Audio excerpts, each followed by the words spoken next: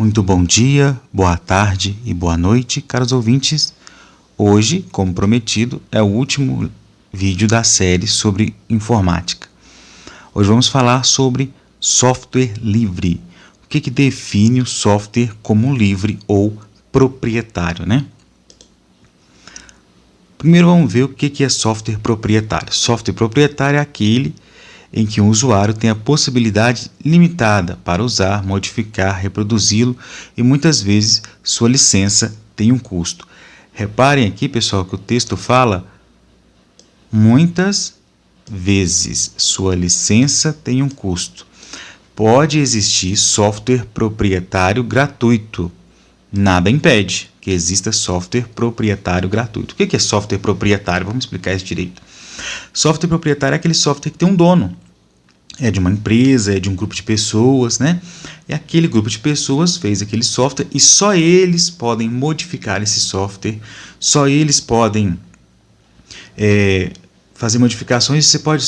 Você pode usar aquele software apenas para os propósitos que estas pessoas ou empresas, né, indicarem que você pode usar. Por exemplo, você não pode usar um software doméstico numa empresa, software proprietário, por exemplo, né, igual o Windows Home, né? O Windows Home você não pode usar ele na empresa tem que ser o Windows Pro, não é isso? Essa é a definição aí de software proprietário. Algumas das licenças de software proprietário é essa. Você não pode fazer isso, você não pode modificar o software, tá? Ele é feito para aquela situação e apenas para aquela. É você que tem que se adaptar ao software, não o software que se adapta a você. Você que se adapta à interface, você que corre atrás, faz um curso para ver como é que funciona. Não o contrário, o software nunca vai se adaptar a você. Ele vai sempre seguir os requisitos dos desenvolvedores que o desenvolveram, seja uma empresa, seja um grupo de pessoas. Aqui, pessoal, eu trouxe alguns exemplos de softwares proprietários, tá? Por coincidência, todos esses aqui são pagos. Um exemplo de software proprietário é o Microsoft Windows, né? Que é o sistema operacional lá da Microsoft. Um outro exemplo de software proprietário é o Adobe Photoshop, né? Que também tem uma licença paga. Você pode fazer uma assinatura pelo Adobe Cloud, né, e ter acesso a vários recursos aí por um período de tempo, pagando essa assinatura. E temos também o Microsoft Office, que também você pode adquirir o CD lá, instalar no computador, adquirir a sua licença ou fazer uma assinatura mensal ou anual para poder usar estes softwares. O que esses softwares têm em comum? Nenhum deles você pode modificar. Nenhum deles você tem acesso ao código-fonte. Por mais técnico que você seja, você não tem acesso a esse código-fonte, não está disponível para que você possa mexer nele, certo? Ele é de propriedade dessas empresas.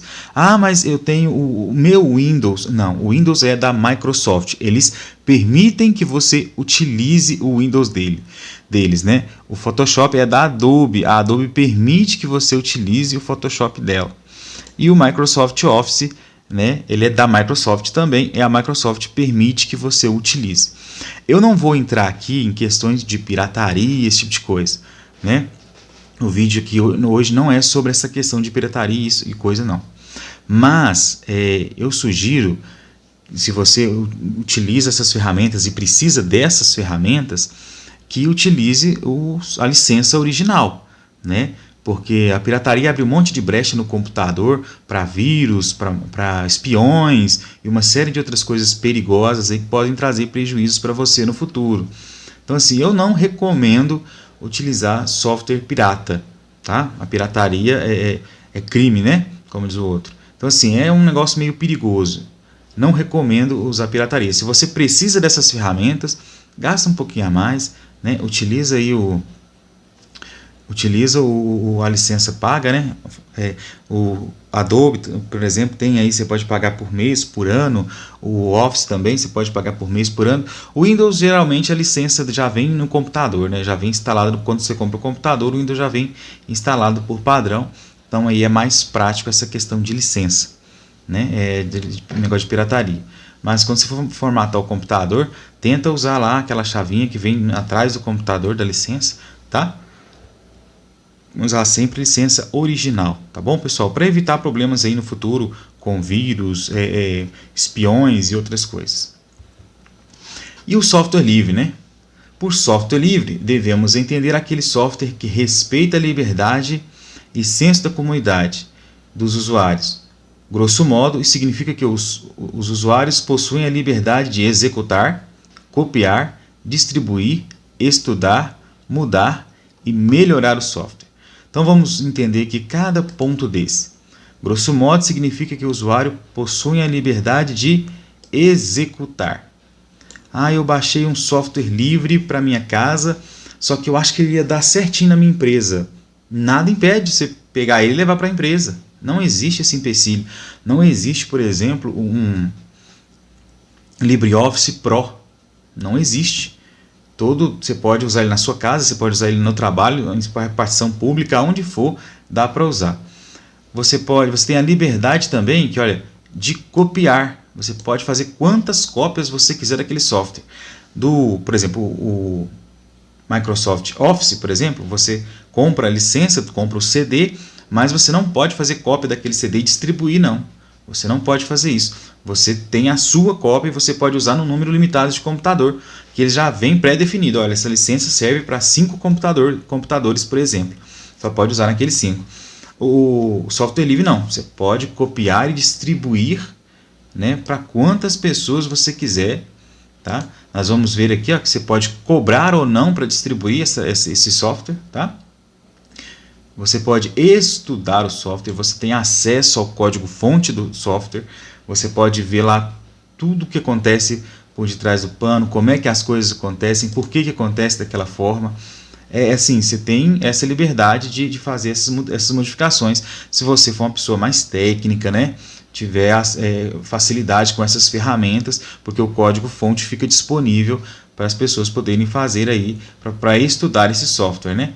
Você pode mudar o software e melhorar o software. Isso aqui é interessante. Você faz suas modificações e depois devolve para a comunidade as modificações que você fez. É muito interessante isso aqui. Vamos dar uma olhada aqui numa questão aqui, pessoal, que eu acho interessante a gente ver. Vamos ver aqui, ó. Temos lá, né, definição de software. Para entender aí, né, a gente já viu a questão lá do conceito. Vamos ver aqui, ó. Por vezes chamamos livre software para mostrar que é livre, não significa grátis. Pegando emprestada a palavra em francês ou espanhol libre, para reforçar o entendimento de que não nos referimos a softwares como grátis. Então, pessoal, pode ter licença paga do software livre. Entendeu? Você pode ter pago dinheiro por sua cópia do software livre, ou você pode tê-las obtido a custo zero. Mas, independentemente de como você conseguiu a sua cópia, você sempre deve ter a liberdade para copiar e mudar o software, ou mesmo para vender uma cópia. Então, o software livre te dá essa liberdade de você poder copiar e vender uma cópia desse software, caso você queira, né? Caso você ache necessário, você pode estipular um preço. Eu modifiquei aqui, coloquei um botão que no software original não tem. Aí eu vou vender o meu software porque ele tem essa facilidade aqui. Aí você pode ir lá e comercializar esse software. As pessoas vão falar assim, mas por que eu vou comprar o seu se o outro é de graça? Porque o meu tem aquele botão especial que o outro não tem. Né? Espero que tenha ficado claro isso. Pessoal, aqui temos alguns cheques, né, que eu achei interessante a gente fazer sobre as liberdades do software livre e do software proprietário. O software livre você pode executá-lo como bem entender para a função que você quiser. Tá aqui. O proprietário não. O proprietário ele foi feito para fazer aquele trabalho naquele tipo de computador. Ele só pode trabalhar ali. Se é para empresa, é para empresa. Se é doméstico, é doméstico. Não pode misturar as coisas não, tá? Cópia. Software livre você pode fazer quantas cópias você quiser, distribuir para quem você quiser. O proprietário não. Software proprietário Não, você não pode copiar e distribuir, não. Ele é da Microsoft, da Adobe ou daquele grupo de pessoas que trabalhou nele, né, dos desenvolvedores dele. Você pode, o software livre você pode distribuir, né, como eu bem disse. O software proprietário não. Software livre você pode estudar ele, porque o código-fonte dele é livre para quem quiser estudar esse software, né? Proprietário não.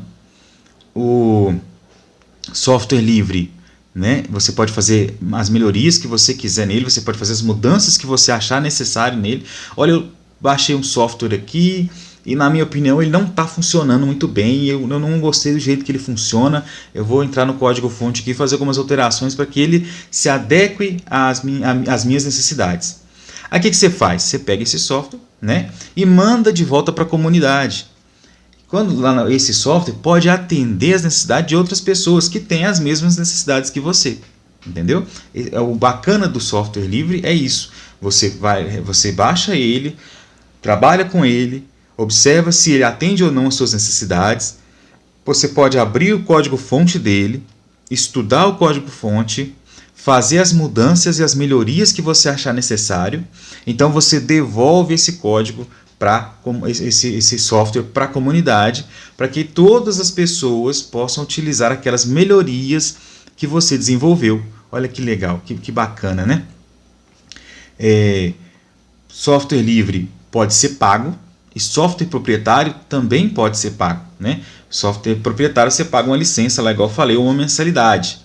O software livre também pode ter licença paga para você ter suporte, né? Ou senão eu posso simplesmente fazer uma melhoria tão absurda e te vender aquele software, né, para você utilizar na sua empresa, na sua casa e tal.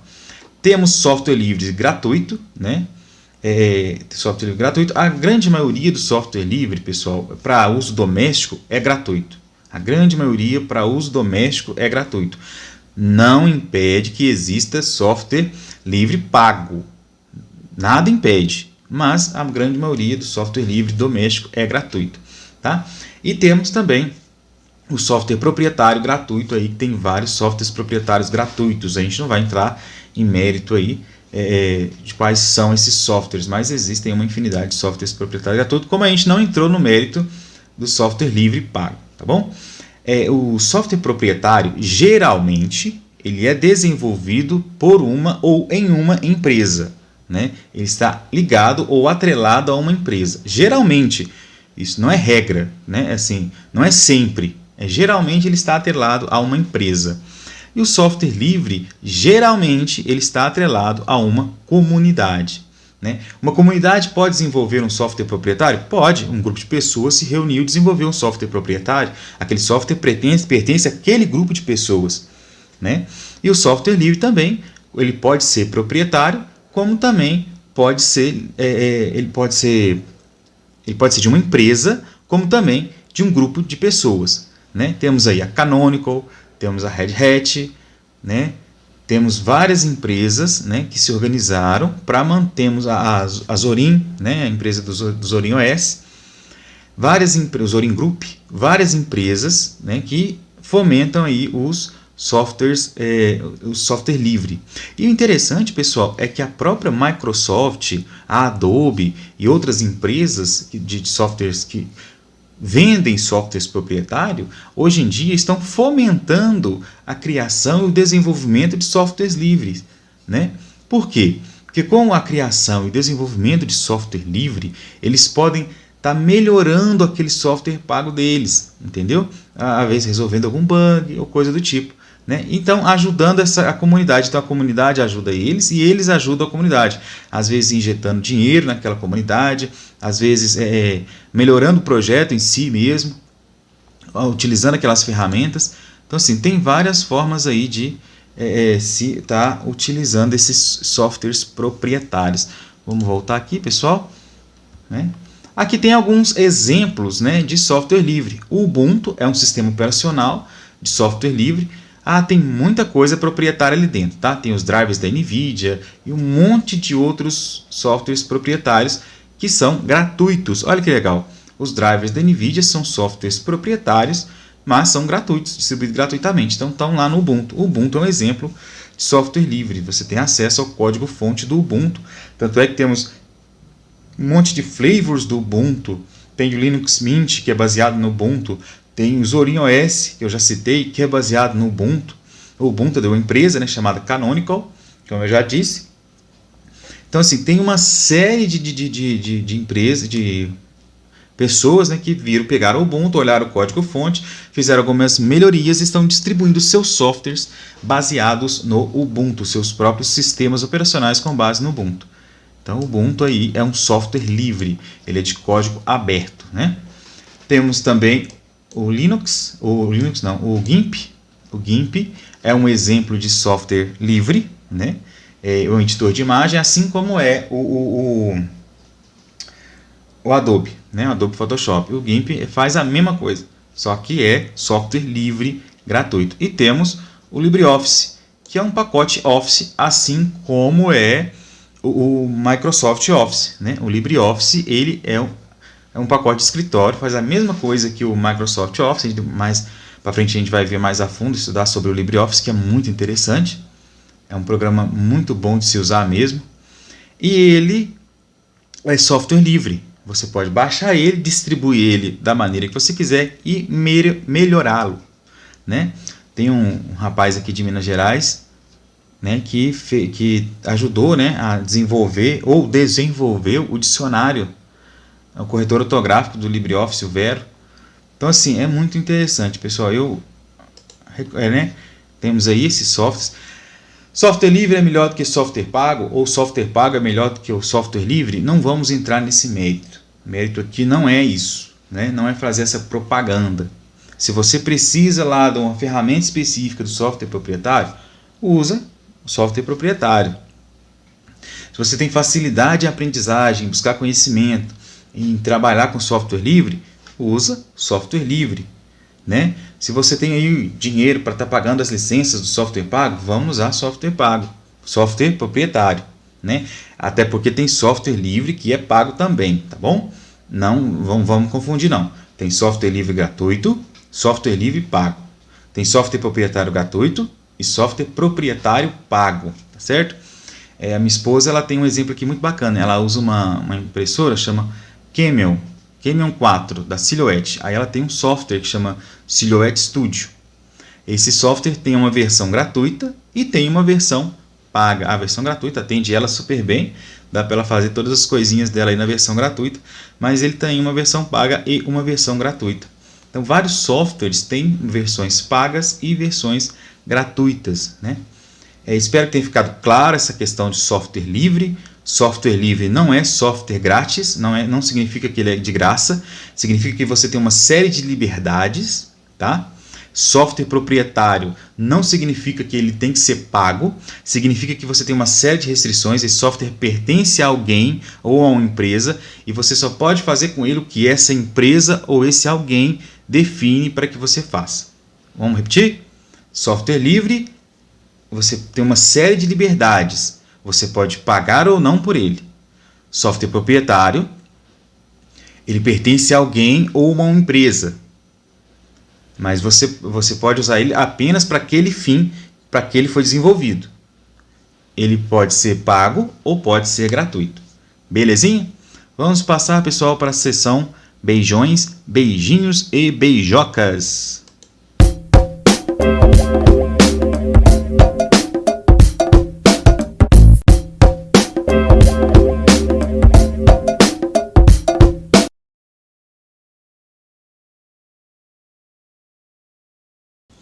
Aí, pessoal, vamos passar aqui para a sessão beijinhos e beijocas, como eu havia dito. Queria mandar um abraço aí, né, mais uma vez para minha amada e querida esposa Karine, né, que tem nos apoiado aí bastante nesse projeto. Mais uma vez um abraço para o César, que tem divulgado esse trabalho, tem colocado lá no status do WhatsApp dele, conversado com bastante gente. Para os meus primos lá, né, todos eles, é muito primo, galera, tem bastante primo, graças a Deus. Deus abençoe a todos eles aí onde eles estiverem, tá? Gostaria de agradecer também a Karina, lá de Itaúna, gente finíssima aí que tem ajudado a divulgar nosso projeto. Obrigado a todos vocês, ao Tico Fanlinux aí que tem dado orientação, dado força. Um grande abraço a todos. Queria mandar um abraço para meus colegas lá da repartição, né? Deus abençoe a todos. Um abraço para o Robson aí, que levou um susto esses dias, mas Deus vai abençoar, que ele vai sair dessa, tá bom? Um grande abraço aí para Dalila, minha irmã, que tá apoiando esse projeto, para minha mãe, Nair, né? Também tem apoiado nosso projeto aí. Deus abençoe a todos vocês. Pessoal, eu gostaria muito que vocês deixassem o joinha, tá? Deixassem algum comentário para que vocês apareçam na próxima sessão beijinhos, beijões e beijocas, tá bom? E gostaria também de de pedir também que vocês se inscrevam no canal. Tem muita gente que assiste os vídeos, mas não está se inscrevendo no canal. Dá essa forcinha e dá essa moral pra gente. Deus abençoe a todos vocês. Até mais. Um grande abraço.